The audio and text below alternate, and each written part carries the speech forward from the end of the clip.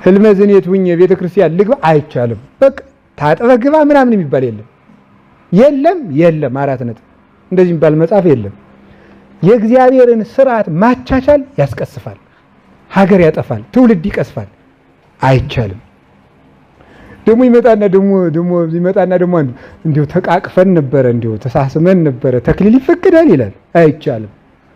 ችግር የለም፣ አይዞህ ችግር የለም ይላል። አለ ችግር። ምን ታቻችላለህ? ክርስቶስ ችግር የለም ብለዋል እንዴ? አላለም።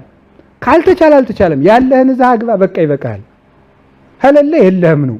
ሽልማት እኮ ነው። ሳይሮጡ እስቲ ሂድና አሁን ኢትዮጵያ ውስጥ ሲሮጡ የነበሩ አትሌቶች እስኪ ጥሩልኝ፣ የምታውቁ ጥሩ። በቃ እሺ፣ የምታውቋቸው ሁሉ እስቲ አሁን እዚህ አቤቱ ጉጭ ብለህ ዝም ብለህ ጠላን እየጠጣ የዚያን ሰውዬ የ42 ኪሎ ሜትር የማራቶን ሜዳሊያ መውሰድ ትችላለህ?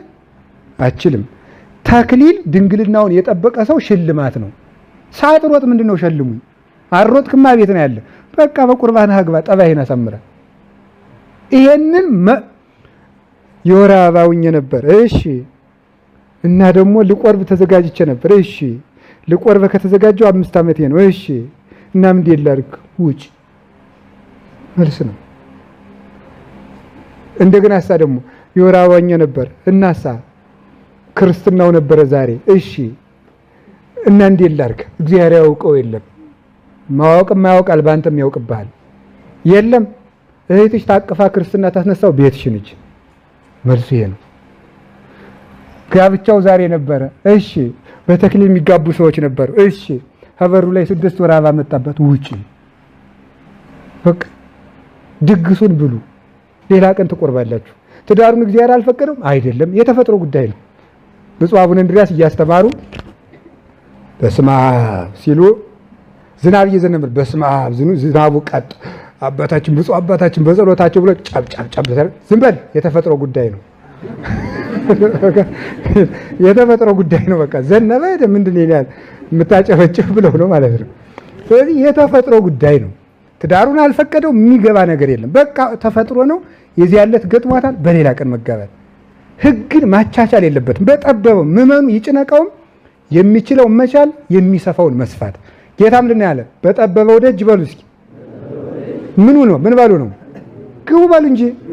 ስርዓት ማሻሻል፣ ስርዓት መቀነስ ሰው እድሜው እንዲቀነስ ነው የሚያደርገው፣ እንዲቀሰፍ በረከት እንዲያጣ ነው የሚያደርገው። ስርዓተ ቤተ ክርስቲያን ሁሉ ተቆጥራ ተሰፍራ መጠበቅ አለበት። ከቃሉ ጋር ናችሁ? ሰውን ምን እናደርገዋለን? በግሉ እንረዳዋለን። ይሄ ነው በጠበበው ደጅ ግቡ ማለት ያለበት።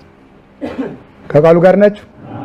አሁን ለምሳሌ አባ አቤት እንዲህ ያለ ኃጢአት ገጥሞኝ፣ እሺ ልጄ እግዚአብሔር ይፍታ ቀኑን አይቱ እግዚአብሔር ይፍታ።